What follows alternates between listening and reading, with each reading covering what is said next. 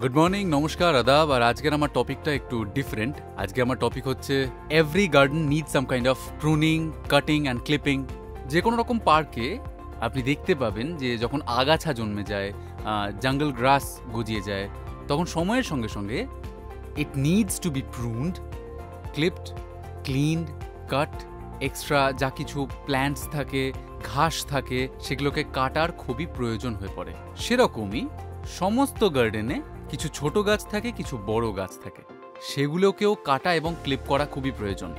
গাছের যে মরে যাওয়া ডালপালাগুলো থাকে বা যেগুলো বড় ডাল থাকে, সেগুলোকেও কাট করা এবং প্রুন করা খুবই প্রয়োজনীয়। যদি এরকমটা না হয় তাহলে কিছু সময় পরে সেই গাছটা একটা সময়ের পরে কিন্তু মারা যাবে।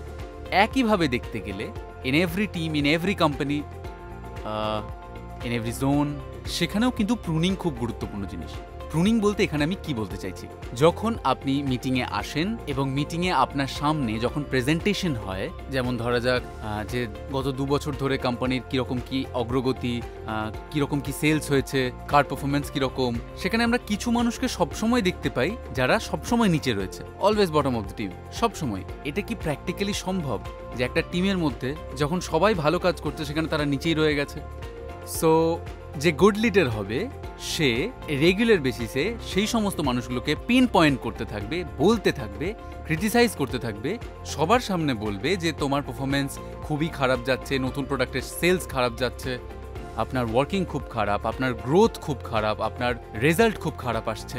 এটা কিভাবে প্র্যাকটিক্যালি সম্ভব যে আপনি বলছেন যে আপনি অ্যাক্টিভিটিস করছেন কিন্তু সেটার কোনো রেজাল্ট দেখতে পাচ্ছি না? আরে কমপক্ষে 6 মাসে 1 বছরে তো আসা উচিত।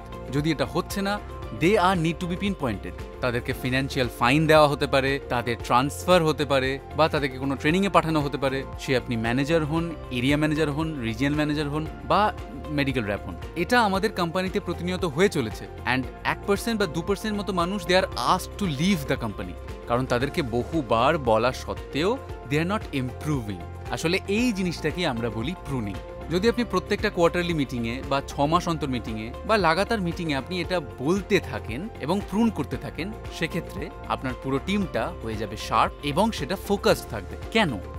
কারণ বাকি মানুষদের মাথায় এটা থাকবে যে যারা কাজ করছে না তাদেরকে সেগ্রিগেট করা হচ্ছে, তাদেরকে সবার সামনে আনা হচ্ছে এবং তাদের বিরুদ্ধে প্রপার অ্যাকশন নেওয়া হচ্ছে। এটা ভালো মানুষদেরকে অ্যালার্ট রাখবে, অ্যাভারেজ মানুষদেরকে বেটার করবে এবং বেটার মানুষদেরকে বেস্ট করবে। এটাই প্রুনিংয়ের অ্যাডভান্টেজ। কিন্তু যদি এটা না ঘটে তাহলে কি ঘটবে?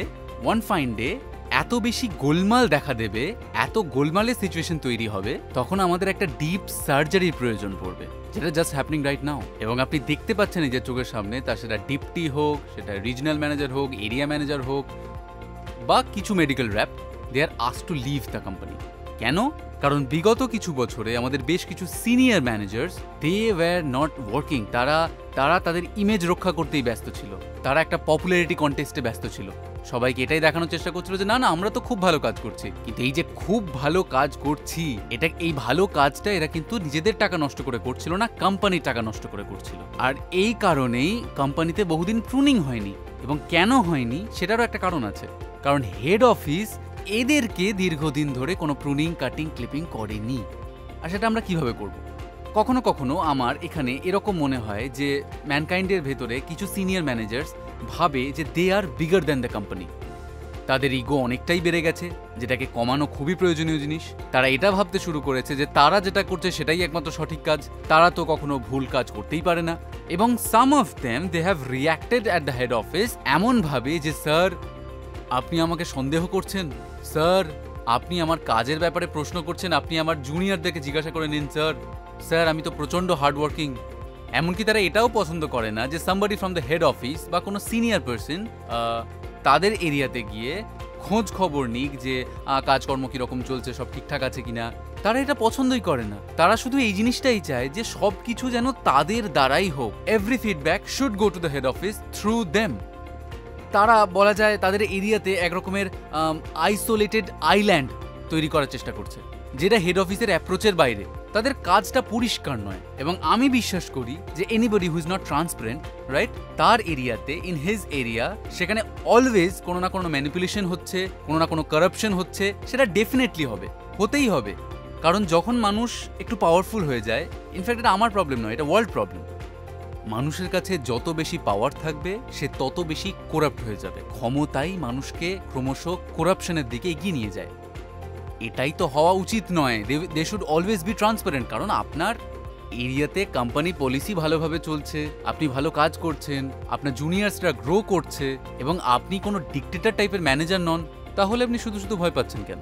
কিন্তু আমি এটা দেখেছি এবং এদেরকেই জিজ্ঞাসাবাদ করলে অহেতুক কান্নাকাটি শুরু করে দেয়। এবং যখন আমরা তার এরিয়াতে কাজ করা শুরু করলাম, সার্ভে করলাম, তখন এটা দেখতে পেলাম যে যে সমস্ত রিসোর্সেসগুলো খাতায় কলমে দেখানো হয়েছে যে 1 বছর আগে সবাইকে দিয়ে দেওয়া হয়েছে, সেগুলো এখনও মেডিকেল র্যাপের বাড়িতে পড়ে রয়েছে। এবং মেডিকেল র্যাপরা সামনে এসে এটা কনফেস করেছে যে স্যার ভুল হয়েছে, আমাদের ক্ষমা করে দিন। সেই সমস্ত এরিয়া ম্যানেজারদের আন্ডারেই, সেই সমস্ত সিনিয়র ম্যানেজারের আন্ডারেই যাদের বিশাল বড় বড় ইগো রয়েছে, অ্যাজ ইফ তাদের এরিয়াতে তো কেউ আসতেই পারে না, তারা যেটা কাজ করছে সেটা একদম বেস্ট কাজ। মেডিকেল র্যাপ তার স্যালারি থেকে 5% বা 7% কেটে বা তার ইনসেন্টিভ থেকে কেটে টাকা দেয় ফার্স্ট লাইনকে বা স্টকিস্টকে, এবং তখনই তো ইনফিলট্রেশন হয়। এই সিচুয়েশনটা কি আমরা অ্যাভয়েড করার চেষ্টা করে চলেছি। এরকমই কিছু মানুষের এরিয়াতে আমরা দেখেছি যে কিছু মেডিকেল র্যাপ, এটা তো অবিশ্বাস্য একটা ব্যাপার, যে তারা স্টকিস্টের থেকে মাল কেনে, বেচে আর স্টকিস্টকেই পয়সা দিয়ে দেয়। এরকম দিন এসে গেছে ম্যানকাইন্ডের ভেতরে। এবং এই দলে এমন কিছু সিনিয়ররা আছেন যাদের বিশাল বড় বড় নাম আছে। তাদের নামের দৌলতে তারা ভাবে যে তাদের একটা পার্মানেন্ট একটা ইমেজ তৈরি হয়ে গেছে মানুষদের মধ্যে, সেটা ভাবনার বাইরে, যে তারা হেড অফিসের সামনে এমন একটা ইমেজ তৈরি করছে যে তারা তাদের কাজটা খুব ভালোভাবে করছে এবং বাকিদের কাছে তারা এটা প্রমাণ করছে যে I am very close to the head office. এবং আমরা এই সমস্ত মানুষদের বিরুদ্ধে খুবই হার্শ অ্যাকশন নিয়েছি। আপনি দেখে থাকবেন সাউথে, নর্থে বা ওয়েস্টে আমরা কাউকে ছাড়িনি। আমরা যার রিপোর্ট পেয়েছি যে সে করাপ্ট, সে ইনএফেক্টিভ, সে ম্যানিপুলেটিভ, সে ম্যাল প্র্যাকটিস করছে, তাকে আমরা রিজাইন করতে বলেছি। যখন হেড অফিসে যখন সিনিয়র মোস্ট ম্যানেজাররা আসে এবং তাদেরকে হেড অফিস প্রুনিং করে না বা প্রপারলি ক্লিনিং এবং কাটিং করে না, তাদের ইগো এতটা বেড়ে যায় যে তারা ভাবে যে তাদের ছাড়া তো কাজই সম্ভব নয়। হেড অফিসে তাদের নামে এরকম ইমপ্রেশন আসে যে তারা ইনডিসপেন্সেবল অ্যাকচুয়ালি, তখন সমস্যা দেখা দেয়। And this is the reason আমি সবসময় বিশ্বাস করি যে ওয়েভার সে একজন লিডার হোক অফ আ টিম বা guardian of the division as whole, everybody needs to be pruning, clipping, cutting, এবং সেটা তাদের ভালোর জন্য করা হয়। যখন একজন সিনিয়রকে তার জুনিয়রের সামনে ডাকা হয়, তখন একজন জুনিয়র সে ইমপ্রুভ করে। কিন্তু যদি কোনো মানুষ এটাকে ইগোতে নিয়ে নেয় এবং সে বলতে থাকে যে না না না না না, দেখুন এই ইগো জিনিসটা আপনার সেলফ রেসপেক্টের থেকে 10 থেকে 20% বেশি বিপজ্জনক জিনিস। সেলফ রেসপেক্ট খুব ভালো জিনিস, কিন্তু ইগো খুব খারাপ জিনিস। আপনার পারফরমেন্স খারাপ চলছে, আপনাকে কেউ বলছে, আপনার সেটা খারাপ লাগছে, এবং you have every reason to just tell যে না না আমি তো খুব ভালো আছি, আপনি ভুল করছেন, হুইচ ইজ টোটালি আনঅ্যাকসেপ্টেবল। ম্যানকাইন্ডের ভেতরে এটা আমরা অ্যাকসেপ্ট করবো না, এবং এই জন্যই আমরা বেশ কিছু মানুষের বিরুদ্ধে হার্শ অ্যাকশন নিয়েছি। এবার এক্ষেত্রে কিছু এক্সাম্পল দেওয়া যাক, because examples are very very important. ধরা যাক একজন ম্যানেজার আছেন যার সন্তানের শরীর খুব খারাপ এবং কোম্পানি তাকে অনেকটা বেশি সাহায্য করলো, এবং আমরা কতটা খরচা করলাম, ধরা যাক 8 লাখ মতো ফর দ্য ফ্যামিলি। এরকম আরও কিছু ম্যানেজার আছে, বা একজন মেডিকেল র্যাপ আছে, 2 জন মেডিকেল র্যাপে, 3 জন মেডিকেল র্যাপ আছে, 4 জন মেডিকেল র্যাপ আছে। প্রত্যেকের ক্ষেত্রে company has always gone out of his way. যখনই তাদের ফ্যামিলিতে কোনো না কোনো সমস্যা হয়েছে, কোম্পানি সব সময় তাদের পাশে থেকেছে, কোম্পানি সব সময় তাদের পেছনে টাকা খরচ করেছে। এবং এই কথাটা আমি আপনাদেরকে কেন বলছি, এই দলে সেই সমস্ত ম্যানেজার্সরা আছে বা র্যাপসরা আছে যাদেরকে কোম্পানি বের করেছে। একবার ভাবুন যে কোম্পানি যে সমস্ত মানুষদেরকে সব থেকে বেশি ভালোবাসে, তাদেরকে হেল্প করে, তাদের কোনো সমস্যার সময়ে তাদের পাশে দাঁড়ায়। কারণ আমাদের ম্যানকাইন্ডের ভেতরে একটা ফিলোসফি আছে, এবং এই ঘটনাগুলোর পরে আগামীকালেও থাকবে, যে আপনি যদি ম্যানকাইন্ড ফ্যামিলির একজন হন, কোম্পানি সব সময় আপনার পাশে থাকবে, আপনাকে কখনো ছেড়ে যাবে না। কিন্তু আমি আপনাকে একটা কথা বলতে চাই, যদি আপনার সাথে এরকম হয় যে কাউকে আপনি এত ভালোবাসেন, এত হেল্প করেন, কিন্তু সে আপনার সঙ্গে এরকম বিহেভ করে, সে করাপ্ট হয়, সে কাজ করে না, এমনকি জেডএইচওর পজিশনে এসে সব রকমের বদমাইশি করে, তাহলে আপনি আমার জায়গায় থাকলে কি করতেন? আপনি ঠিক কি ফিল করবেন? আপনার কি হার্ট ব্রোকেন ফিল হবে না? আপনি এটা ভাববেন না যে এই মানুষটা বা এই লোকটি খুব অকৃতজ্ঞ?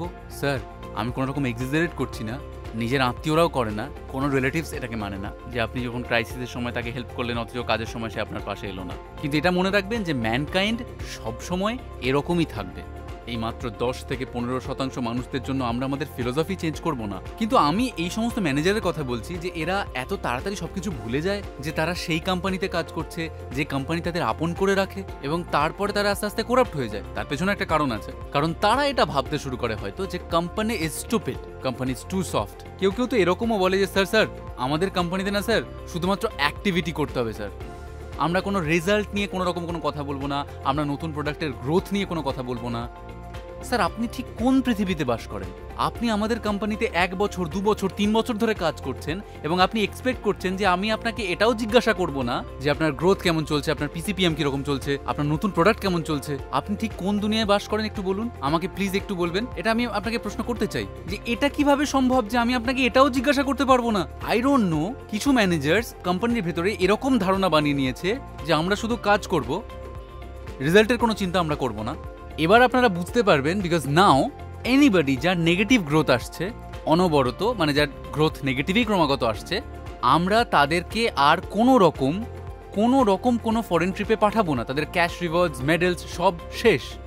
যে কোনো কোম্পানির ভেতরে সব থেকে গুরুত্বপূর্ণ জিনিস হচ্ছে there should be some meritocracy. এটার মানেটা কি? যে যারা কোম্পানির ভেতরে ভালো লোক তারা উন্নতি করুক, এবং যারা খারাপ কাজ করছে তাদেরকে নোটিস করা হোক, তাদেরকে এটা বলা হোক যে তারা খারাপ পারফরমেন্স দিচ্ছে, তাদেরকে ইমপ্রুভ করতে হবে। এই জিনিসটা খুব কম ইন্টারভ্যালের মধ্যে হতে থাকা প্রয়োজন। আমরা বিগত কিছু বছরে, বিগত কিছু কোয়ার্টারে বেশ কিছু মানুষকে বের করেছি, এবং আমি বলছি আপনাকে the worst in mankind is in the past. এখন যা কিছু হচ্ছে সেটা ভালো হচ্ছে, কারণ এখন সবার কাছে একটা মেসেজ গেছে, সবার কাছে। কি মেসেজ?